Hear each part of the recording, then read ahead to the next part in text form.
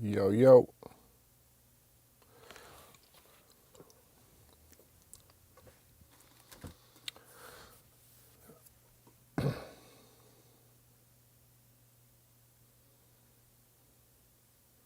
All right, what's up, guys? It's Matty here.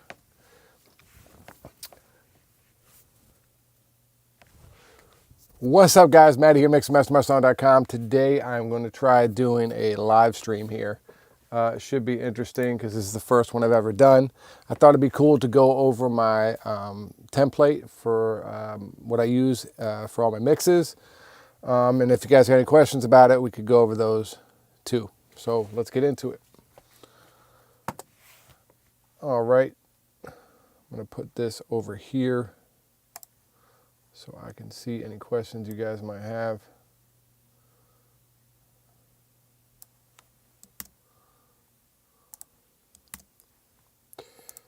One second, guys. Okay, so here is my session. Hopefully you guys can see it. Let's see.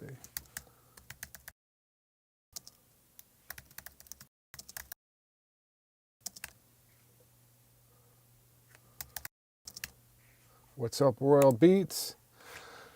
We got a couple guys in here now. That's cool. All right, so this is my session. I mix in Pro Tools. I mix in Studio One too sometimes. It just depends. You know, a lot of people send sessions in Studio One, and I have a template that's pretty much just like this in there. I know a lot of you guys follow me because I use Studio One, and the reason I've been using as much and kind of moved back to Pro Tools a bit is because it's a lot easier for me to work in this program. I was having a lot of issues with third-party plugins not working and things crashing and stuff. And after a while, it's a little difficult for me to mix at the amount of songs I try to mix every week and still keep the work output up. So what we did is I switched back to Pro Tools. And it's been working out better, although I do miss Studio One. But I still mix in Studio One, so if you have Studio One sessions, you can send them. Anyway, the top of the channel, I work everything in the edit window. I rarely go to the mix window. I mixed everything on the edit window. And at the top, I have AB, which is metric AB, which, if you guys don't know, it's adaptive AB. It's good for rough mixes, so I load all my rough mixes in here, and I can click back and forth. The way I have it set up, I can click back and forth on my Avocet here and hear the rough, and then gain match it so the level's the same. And that's really important because everybody loves their rough these days, so you got to make sure that you're staying within the same level as the rough, and not straying too far away from it. And also you want to make sure you're beating the rough. You know what I mean? You want to make sure it sounds better than the rough and you're not losing the energy from the rough, because a lot of times, your mix can sound better, but the energy of what they had in their rough mix could be pretty different. So, it's good to have this or have something where you can constantly hear the rough mix and not stray too far away from it. So that's set up there, and it goes out output 15 and 16, which is digital 1 on my Avocet. The DAW is the DAW on my Avocet. So I got 2 switches, and then digital 2 is my computer if I want to listen to something on Tidal or something like that. Mix bus 1, mix bus 2. I've gone over this in a video recently. I use 2 mix buses. This one's undone right now. I'm slowly pretty much not using Ozone 4 anymore. I'm kind of sticking to this mix bus, but I do use it once in a while. So you see both of them come in the mix bus, and then they go out to my limiter, which is here. So the first thing it goes out to is this insert 1112, which is my analog chain. That consists of the dangerous backs into the better maker. That's pretty much it nowadays for analog chain as far as that. It's also going through the dangerous master, which is barely used and actually on reverb if you want to buy it. All that does is you can switch out different hardware units. As I'm using less hardware these days, don't really need it. So I'm getting rid of that, and I have a couple new pieces coming in. But that's what this does. So that goes in there, and then BM limiter is my limiter, which is the dangerous limiter. So I just tap this. I actually just use it as a clipper, and it's just a dB at most, just to get a little more edge. And then I use the output of this to go into my dangerous converter AD+, which is my D to A. Sorry, A to D. That's my A to D. So I use this to push into that if you need to get louder. Sometimes clipping my converter sounds a bit better than just using a limiter. A lot of times I'm using both. Right now the limiter of choice is Ozone 9, and I use it. I start it in modern mode, but I switch it to transient usually as the mix goes on. Just transient takes a lot of, what do you call it? Timing, so it delays everything. So I stay on modern, although I've been checking out this Weiss limiter a bit, and of course FabFilter's limiter is really good too, which I use sometimes. That then all goes to my clarity, which is the TC Electronics clarity, and then just dither thing to dither down to 24-bit if I'm at 32 before I bounce. So that's that. All of my stems, maybe we should start down here. My mix, all my stems go to a certain amount of mix buses. So I have my main music one, which is here, and I have a bunch of plugins that I can turn on or off. This is kind of the default, which is the studio rack with just the J37, a little bit of warmth. The Mu X, which is part of my Mic DSP APB, that's on there, and then the Sidewinder, which gives a little bit of width to the music. Then my bass is the black box into EQ1. And then I have another channel of the bass. So all the basses come here. You see bass, which is the Mu X for distortion into a R bass. So this is kind of a grimy, kind of distorted sound that I can use. And sometimes I need it and sometimes I don't. So it stays muted when I first open a session. All that goes to my bass all, which has this L-Mu, which is also part of the APB stuff. And it's just a bit of saturation. It really doesn't do a whole lot. But it gives it a little bit of a sound. And so both of these go to this bass all where I can turn my bass up and down. And a lot of times I'll add more plugins along the way to these, but this is just how I started off. Next one's high percussion, and that is also got the Mu X on it, which is just adding a little bit of compression, a little bit of saturation for some warmth. Then I got a bunch of plugins that I may or may not use on that. J drums are from my man Jason Joshua, which I don't really use that much, but it's there. Sometimes I'll switch these on. If the drums just aren't hitting right, I'll try it out, and it sometimes works really, really well, and sometimes doesn't. It's not quite my sound, so I don't always use it. Then I got this kick parallel, which is for parallel kicks, and then my drums, which is the chicken head with a little bit of NLS, and to the VMR, which is just basically using the virtual channels. Little Neve Pre black box, and then the latest addition is this one, which is the Parallel Aggressor, which is really dope. And I'm still playing with it as far as like, this is kind of the starting setting, but I've been actually taking this off and cutting this one down for the heat and adding the heat in. So this is really cool on drums. I've been digging a lot. That all goes to drum and bass, which has some options, and then this Gold Pre, which just gives it a little more warmth. Lead vocals, this is a bunch of old plugins, and I don't actually use them anymore, but they're there if I want them. And then a bunch of reverbs and sends that I'm ready to go. So I actually just have these on here to grab. If I want a Q3, I can grab it and drag it to the vocal file. Lo-fi if I want it. CLA vocals, which I use from time to time. Studio Rack, which has a bunch of different things on it. DS and Suze. So I can just grab all these and drag them to whatever folder they are, or I'll actually just process the vocal on the bus, just kind of depending on what kind of vocals I get. That goes to lead all here, which has the Air EQ, and then the Mu X once again, which isn't always on.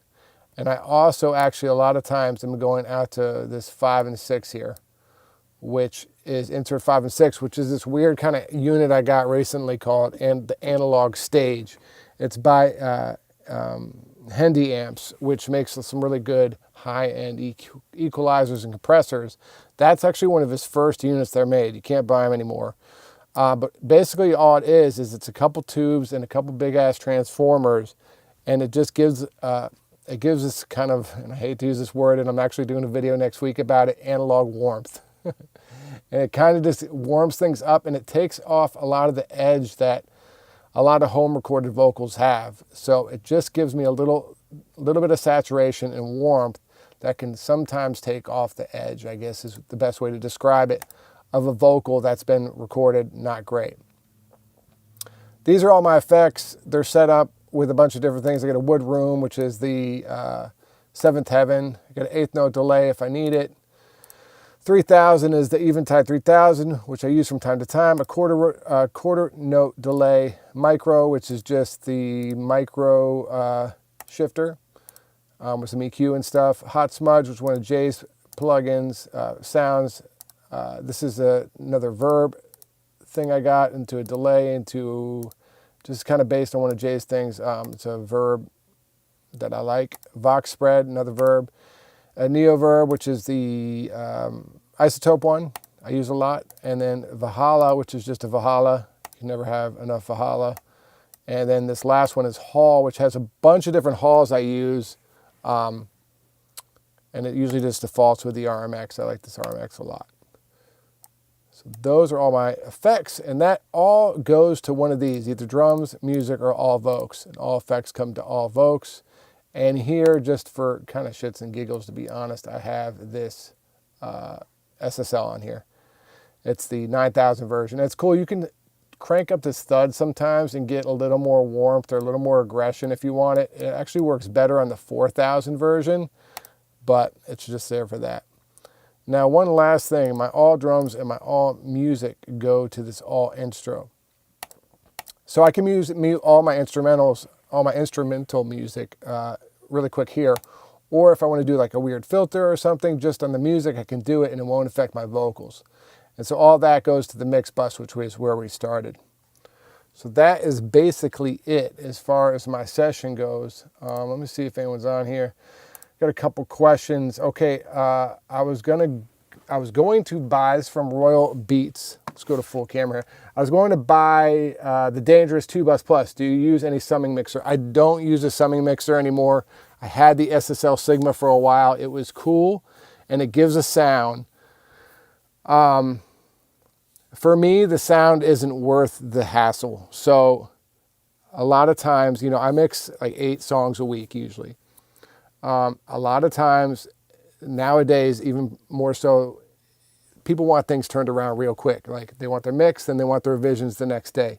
So taking more things out of the analog chain that aren't really making a big difference is fine to me. And I found that the summing stuff is, I can get the same sound with just going out a stereo pair for my mastering chain.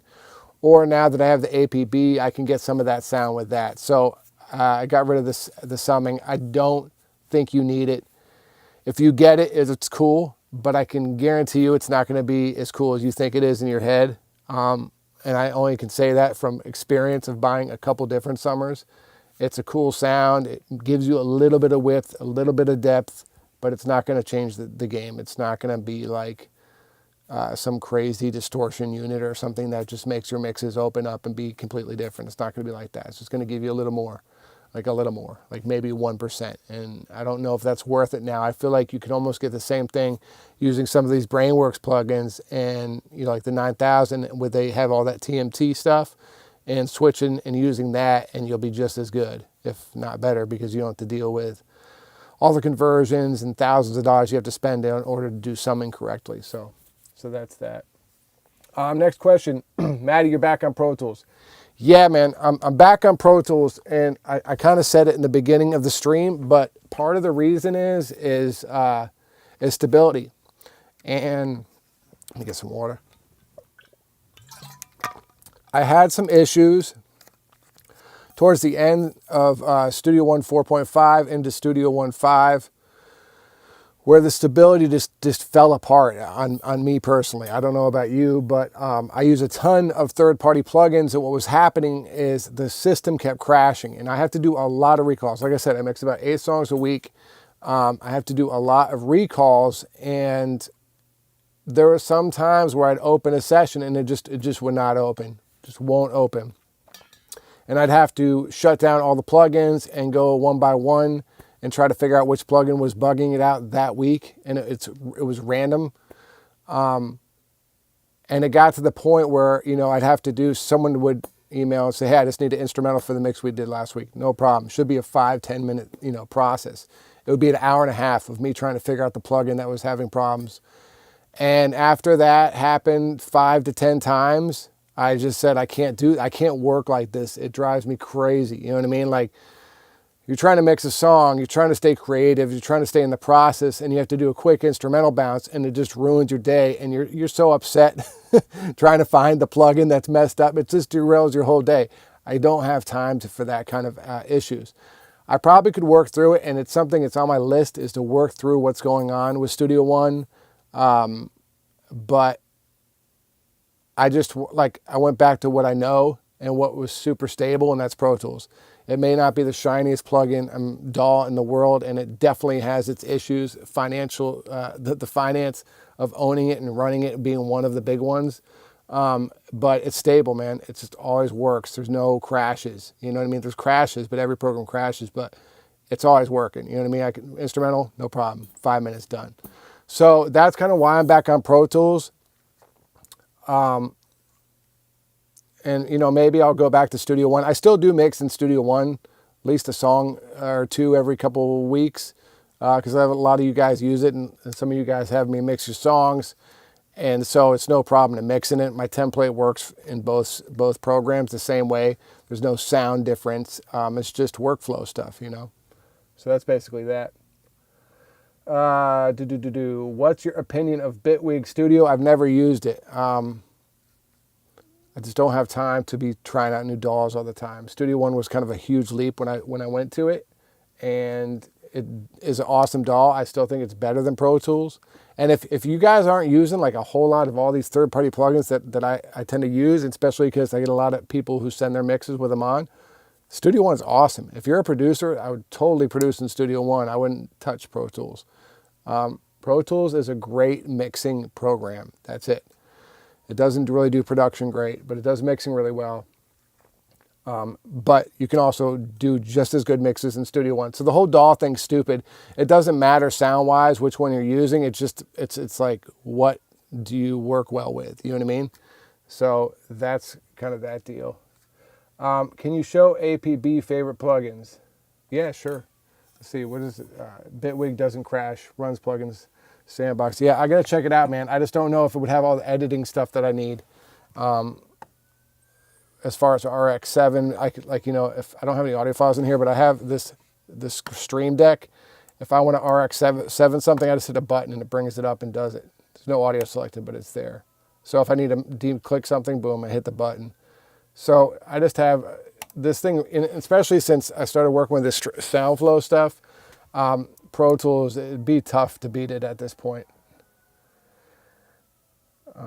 What up, A Sharp? First live stream, my man. I just showed everyone my template. All right, so what was the question? APBs. APB stuff, let me see. Okay, my favorites? Damn. Elmu is cool for, so this is cool for saturation. You can give it some more. I just use it for this. The limiter's cool. I don't really use the limiters. But I use that one a lot. I use this Mu-X one a lot. You can see, as you saw in me going over this stuff, this can do a lot. It's got a saturation, compression, and then some EQ. The saturation is sick. I love it. It sounds really good. And so I use that a lot. And then on vocals and drums, I've been using this Chicken Head quite a bit. And those are the main ones I use. I also use the 73 one. What is it? Yeah. This is great on vocals too. There we go. The C673A. If you checked it out, I did a review on the whole thing. You can hear all these guys in action. So check it out. Next question, tips on how to stay organized when you're dealing with a large project with multiple MIDI stems and tracks. I don't really ever get MIDI stems. I always say, I just mix, so I tell clients to send the stuff as audio. I don't want MIDI. That's a whole nother nightmare of me having those plugins too. So I don't do that. Staying organized. I mean, if you check that, if you come in here late, check out this template, because if you can have everything going to a certain bus, it really can help you stay organized that way. Also, folder tracks, they have them in Pro Tools now. If I have like a big R&B song where there's 60 tracks of vocals, I'm totally using folders, because a lot of times it's like 10 vocals for one little part, you know what I mean? So folders can help, you get the sound right, put it in a folder, close it, it's just one track. So that's a good way to do that as far as staying organized and stuff. But yeah, folders are great, buses are great, and VCAs, I don't use them, but some guys use them and have some good luck with all that stuff. Let's see, what else we got? What is the first element you focus on in a mix? Kick and bass, vocals. What's up, Sweden? That's a good question, man. I'm a drummer from, that's where I started off, as a drummer. And I always think drums and vocals are what drive the music. So drums and vocals are the most important thing in a song. Always, almost always. And so I usually start with drums and bass and get the music going. And then I'll start bringing vocals in. And then a lot of times I'll get all that going and then mute the music and just work on the drums and vocals. That's something I learned from Jay, actually. And it really does help sometimes, because that's the most important stuff. It works for me sometimes and doesn't sometimes, because when I bring the music in, it throws some things off. But yeah, drums and bass are usually the first thing I go to. I just want to make sure those are hitting. And once that's hitting and you have your bass, your bass and kick are one of the hardest things to manage, and one of the things that can make a mix either great or terrible. So once you get that locked in and working well, you're almost halfway there. And then it's just about getting a great vocal mix, So another thing to do is, once you get your vocals in, mute everything and just listen to the vocals through. Because there'll be a lot of times where you hear a bunch of stuff in there that you could eliminate with, proper vocal editing. Let's see. What do we got next? 5 things in my studio I can't live without. The speakers. I got ATCs here. A good DAW, which is Pro Tools as of right now. Honestly, man, this Stream Deck and SoundFlow has really kind of changed my life. I honestly, this saves me about an hour a day, and I'm not kidding. So that'd be on the list. That's number 3. My Avocet. This thing just sounds awesome, and the workflow with it. Like I said in the beginning, I have my DAW, and then then my rough mixes, which is number 2, and then the studio computer, which is Tidal or YouTube or whatever you want to listen to. So that's number 4. And number 5, all my plugins. I don't know. Maybe the APB, if it has to be a unit. Okay, next question. Thank you. And yeah, I'll go with your advice, and we'll invest in the AD Plus instead. Yeah, man. I mean, this converter stuff and analog stuff isn't really as important as it used to be. I sometimes mix all in the box, and my clients don't even know the difference. And I'll mix the same artist, and they can't really tell. I use analog because it can get me places quicker sometimes. So my mix bus just has that sound that I like to it, and I turn it on, my analog bus, and it sounds right to me. And so I can get to my destination quicker. It gives me a little bit of width, and that's what I like. So yeah, that helps, but it's like 2%. I don't think it's changing the game. It's also fun, man. I like analog shit. It's fun to play with. It's fun to hook up. It is exciting, and a lot of times me getting a new plugin or a piece of gear is just to keep things exciting, honestly. Like it changes the sound, and like this analog stage, I got it on a whim, and it's actually become like a piece of my arsenal, and it actually really works well. I'm sure I could find a way to do it in the box though. So analog stuff, it will give you maybe another 5% depending on what you get. And this is my opinion. I'm sure there's others who will think differently. But at this stage in the game, plugins sound so good that it's like, man, it's 5% to me. Maybe 10, but probably 5. So get the stuff if you got money to get it, but you don't feel like you need it to make professional records. What you need is to, be a good engineer. Like that's what, I've been doing this over 15 years. You know what I mean? Like it's hours of training, of mixing a song every day. That's what gets you there. It's not about the gear. So you just got to practice, man. Like the 10,000 hour thing, whatever you want to call it. It's about doing it over and over and over and over and over again. The gear is all secondary. Okay. Does the UA Neve 1073 really help vocals? I don't really use it on vocals, so I don't know. Think about it. It's a 60-year-old, piece of hardware that's limited to 3 bands.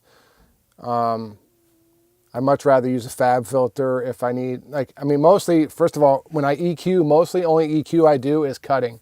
I don't boost much at all as far as EQ goes. I can do better off with saturation and compression for that kind of stuff. So I don't think you need the 1073 to do vocals. If you're recording, yeah, get that 1073. Matty, what's your UAD vocal chain on vocals? What's up, y'all too fun? I don't really use UAD plugins for vocals. I'll show you guys my chain lately. It's this new one I've been playing with, which is the Weiss EQ. The filter sounds better than Fab Filter to me. And then it's the Chicken Head. This is just what I used actually on my last mix I just did before I went live. Then I used my Chicken Head compressor. And then what did I use? My favorite, the Fab MB. And I have my default 404 start. And I can manipulate the mid and the higher mid of the vocal with this, depending on how hard I hit the compression. And if it's too sizzly, I can take some off with that. So that's almost like my EQ for vocals. And then also I've done a bunch of cleaning and filtering here too. So there's that. And then it will follow up with either the de-esser and soothe, okay? And then depending on where I am, once I'm there, then I might add this guy for a boost. So this is actually boosting saturation, not so much EQ. Or I'll use the, UAD one, this guy.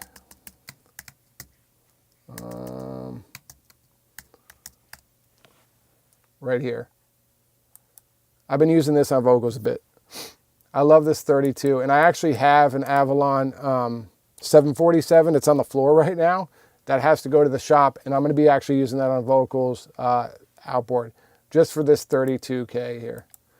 And I'll give you even, here's my preset right here. This is how I start. It's a slight compression and a boost, a little bit of boost here and there. That's it. That one's really cool for vocals, man. My man Sign Factory, 21 snaps. 21 snaps. What's on the back wall? Insulation. I'm in a situation where I need to upgrade my iMac, but want to upgrade what's under the hood because when I mix, it buffers after a while. I have a 2012 iMac 8 gig. Yeah, man, you need a new computer with like 16 to 24 gigs. I would wait a year. If you waited this long, I know they got the M1 Max coming out. You might as well wait for the new processor, but you got to wait for Pro Tools and everybody else to catch up. What do you recommend? That's what I recommend. Why Pro Tools the most? Because it's stable. Rewind the video, check it out. I talked about that. Thanks, y'all. Too funny. Yeah, I like the video, man. Recognize the John Brandon design. Just curious on the rear of the room. Yeah, the John did design this room. You are right. I can't really turn the camera right now. I'll do a video soon. I've been meaning to do it. It's just a pain in the butt to do the room. But definitely John designed it and he did a great job. Ray, to aim for upgrading computer. Yeah, we went over that. 8 gigs is, no, you need more than 8 gigs these days, guys. I'm sorry, you just do. Unless, I don't know, I haven't tried out these new M1s. Maybe 8 gigs works with that, but I doubt it. How long on average does it take you to mix a song? That is a great question. It really depends on what the song is. If it's a 10-track song, I can mix it in a couple hours or less. I'm usually pretty good. I'm usually at a really good place in a couple hours, and then it's just tweaking stuff.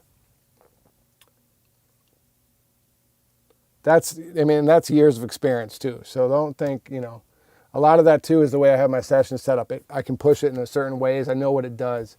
So my template might not work for you, but it's all about finding a template that works for you. I got a lot of my template ideas from Jay, and then changed all of it for the most part, and kept what I like. So one cool way to learn is use other guys' templates and grab what you like from it, and then you start building upon your own template. It works pretty well. How long an average? Okay. Have you heard of yes, I have heard of Surfer EQ. It's an amazing plugin. It's great for 808s. It's great for vocals when there's like some of the low end stuff that's just hard to get out and it's not working so well. Surfer EQ is great. Now, another one, Neutron, I think it's either Neutron or the other one, has the Surfer thing in it now. So, and I do use Neutron. That's another vocal EQ I use a lot, the Neutron. That has the Surf EQ in it now. I don't know if it's Neutron or the other one they got, Nectar. It's one of those two. It has Surf built into the EQ now, which is even doper. So you don't necessarily need the Surf EQ if you have that stuff. How are you liking the Mic MPB-16? I love it, man. I really do actually dig it. I'm still getting to know what I love about it, but I'm getting more comfortable using it. I have a Focusrite interface, but want to extend my I/O to start using outboard gear. What do you recommend? I don't know, man. Depends what your budget is. I got a Lynx here, Aurora Lynx. They're kind of pricey though, but they sound really good. Super transparent. I think the bigger Focusrite stuff's pretty good too. Don't use Scarlett's though. You guys got to get better than Scarlett's. If you don't have much money, man, get one of these UAD things.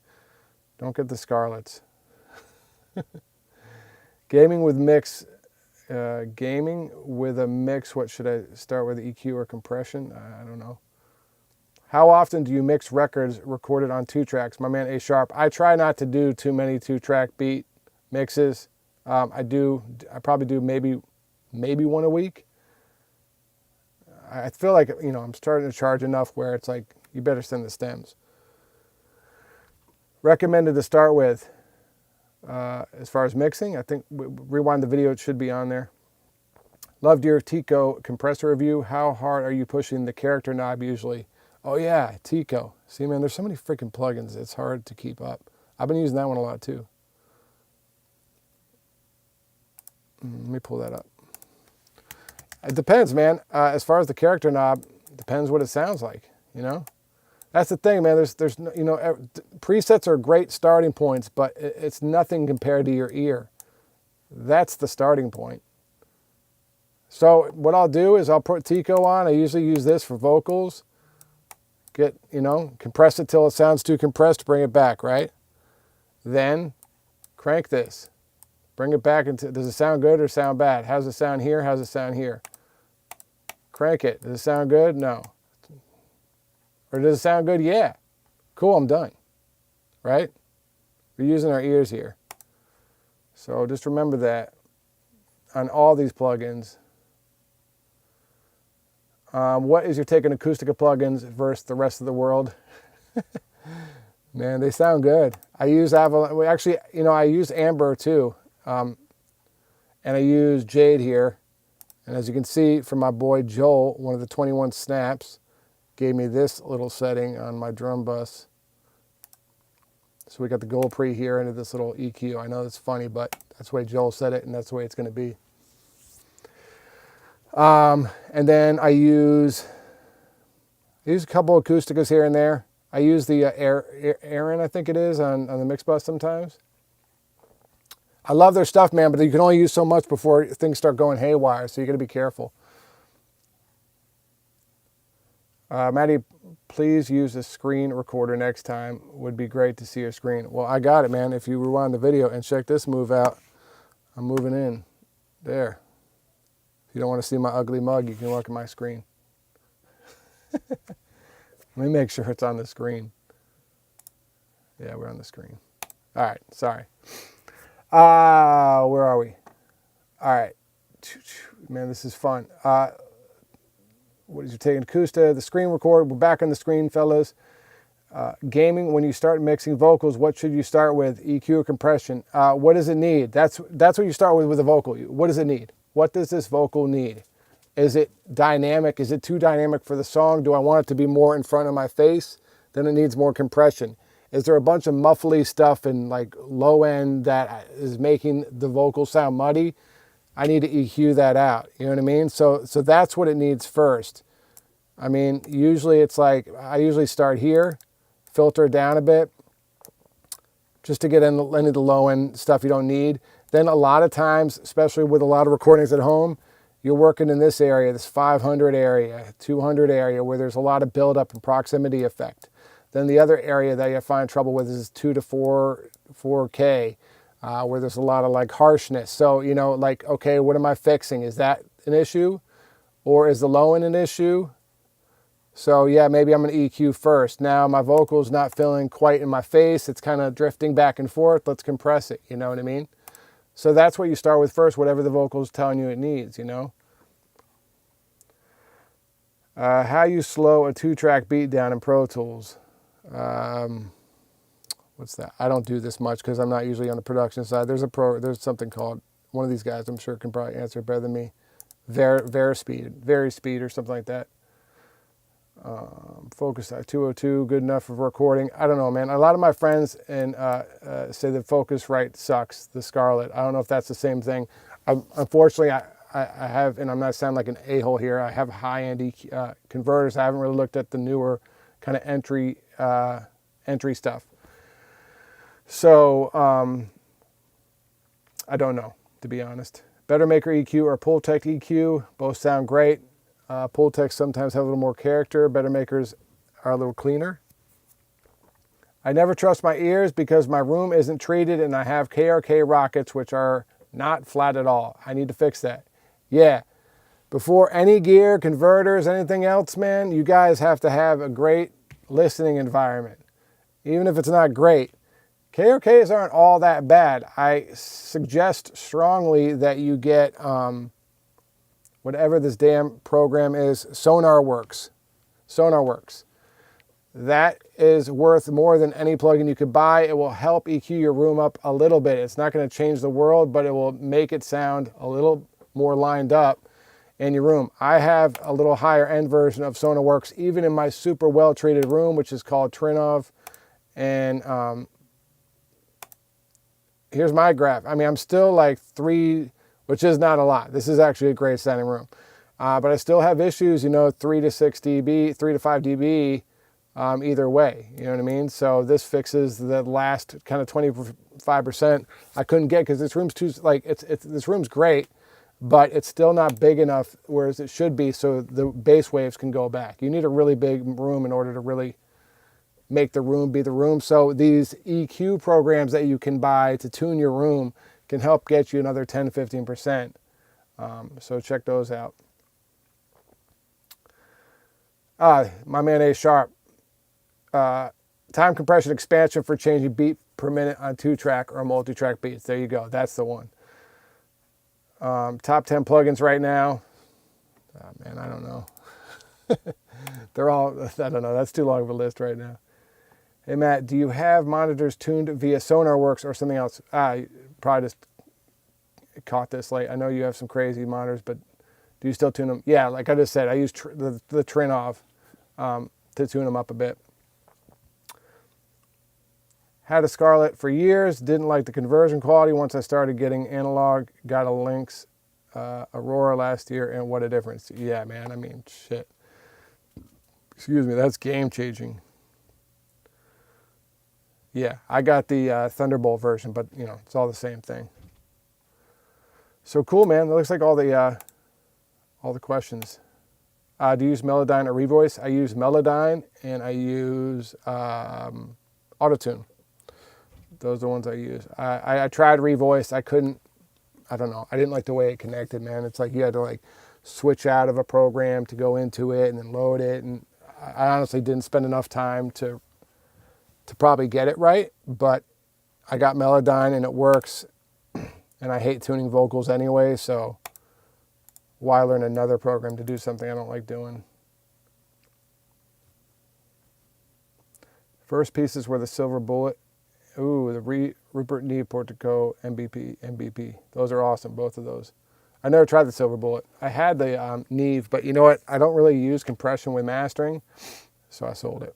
You'll notice, I mean, you guys follow me long enough. I sell a lot of gear. I don't keep it around unless it's really, really dope, or like really, really works for my workflow. Saturn or Decapitator. The new Saturn is awesome. Decapitator is still dope, but it's a little old. What do you think of Pro Tools first? I've never used it, man, but if you can't afford the regular Pro Tools, which I know they are taking people's money like crazy, use it, man. If that's all you can get, then get it. And dude, you know, like, just because I'm using Pro Tools, like I said earlier in the video, every DAW sounds the same. I know there's guys who think they sound different. Maybe Fruity Loops because they have a built-in limiter that no one knows about. But other than that, they all kind of sound the same. So if, you know, Pro Tools is kind of crazy. They're charging you $30 a month just to use it. If you want to buy Studio One, which I think is probably the best DAW out there, if you're not using a lot of third-party plugins, grab that, and it's a lot cheaper. You don't have to pay monthly, and you can do everything and more than you can in Pro Tools, especially if you're doing producing and, you know, making beats and all that stuff. Why did you get rid of the MIDI fader controller? I actually still have it. It's over in the corner. I never used it. Once I switched back to Pro Tools, I didn't really use it anymore.